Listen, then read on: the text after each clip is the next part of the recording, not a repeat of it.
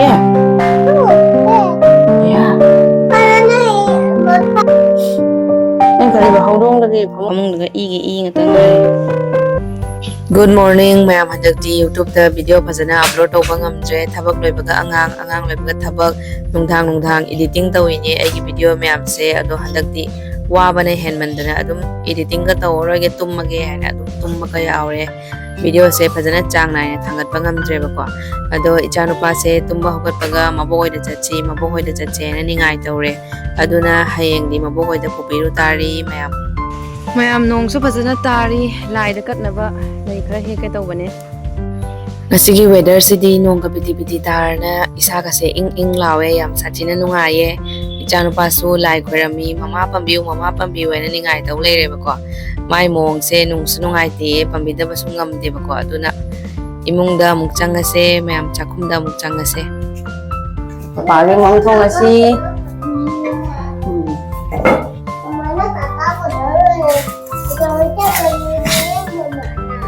mana tahu dulu pembra pemdi dah hagi tahu ini mana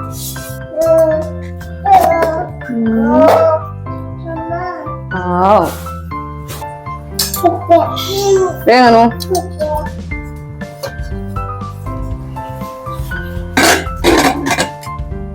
kayak nggak ini tengah ada ini enggak Minge? Ya. Kaya ino 지금 공기는 키 얼마나 되잖니? 공기는 키 얼마나 되잖니? 녹토세 공기자.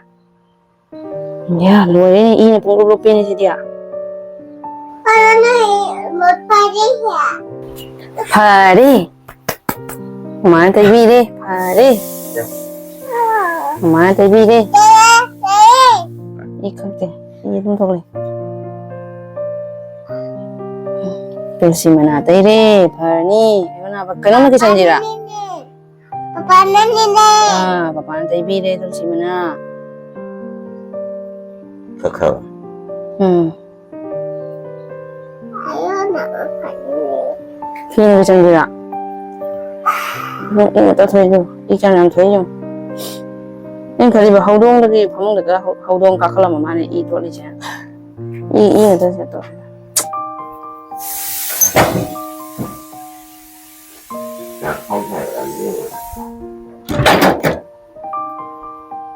Ini kisah, kisah namanya, ngatang.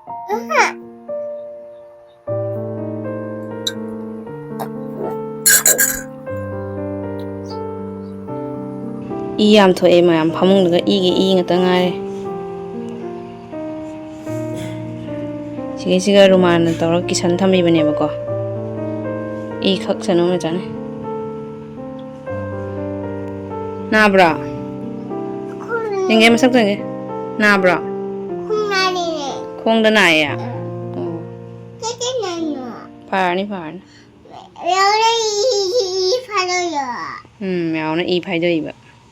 Gom tha cái tụm cô. Mama papa cái chak thong người cô. Mèo siga kang soya mà tàu ge.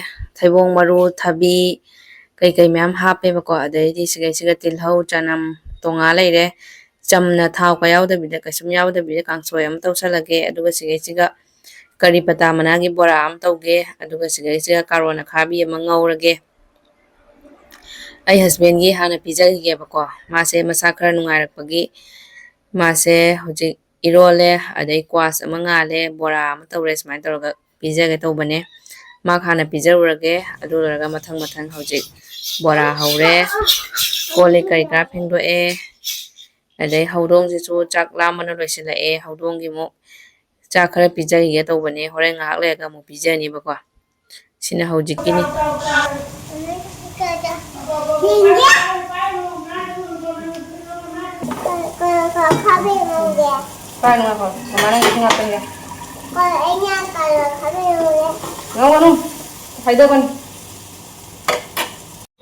Sina ising lumbane mayam nongmada ising ahum mairak ti lumme ising yam thae bako ado hojik batinda filter da ising khara hapchan ge tawbane aduga nong su piti taye Firon khara sudoe adai sangoida oina phaudoe firon myamsidi nongsu yam kana taibako hojikse aduna upai leitre mayam handaki nongse leptabida tabanina ko numit humni mari nimuk suramani numit nongse leptabida taise aduna firon singse amta kangre angangi firon macha mayamse hayengse yumda chatluge mayam aduna papagi pati sapta hobige tawbani akhoi chumnagi chengjam duni kauta ani khak nungthang ama tingna thamdoine aduga mai feeling se hojik haudoge tawbani sangom mahiga adai sangom powder ga na semdoine sumaina hello ma'am hayeng jumda chatlage aduduna papa na yana chaning ba acha polang khagle yebako party sapta haina party sapta ko brang de yoming de ado aina snun na hamu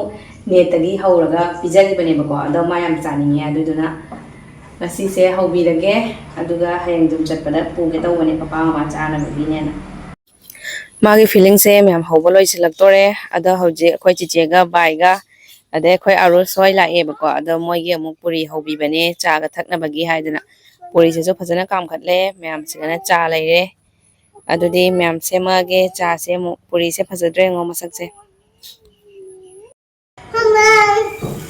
papa na ngon hawak pagi mama ko bire aina wawa kapagi mama ko bire to ai hoji kaptre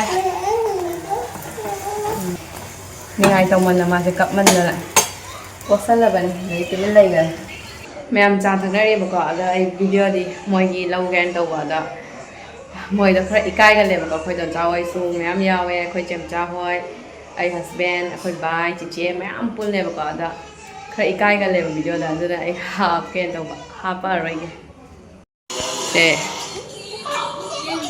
siga khoi arus laire yam chawre angang se pakhang phare yong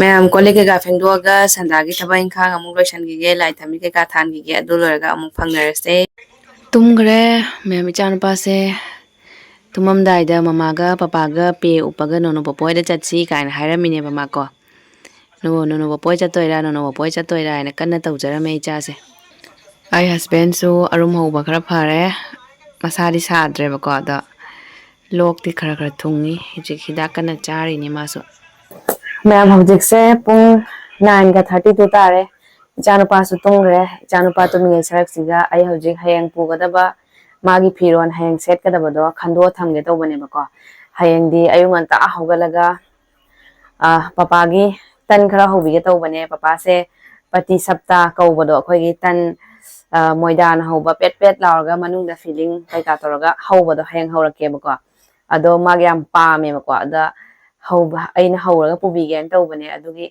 hayang sidi nganna hogatoine nganna hogataba yaroi aduna hojik ichanupagi hayang setnabagi firon khandokpige asigi bag siga oina purage bako asigi siga magi sangom daba so hapakani sangom so hapakani ma'am hapakani dana ko aduna sigi bag achoba siga oina purage asigi jin khangau siga asigi fridge siga lelalage hayang asigi fridge se mando chana tholakpani ko mamang chahi da durga puja gi goi ma tholakpani ado sit chawe bako chaw tholakpani na ma da hoji phau chari bako siani chari lalage heng chatpada aduga ma'am anganga chapmina bani na freight khangau di amna changne dana ko chu su khola su aduga sine extra purage siga si khangau siga extra pubirage aduga yum yoraga hongdokna bagi sigi freight siga si khangau siga pubirage ada yoraga hongdokna ba monja freight ama su hapchalage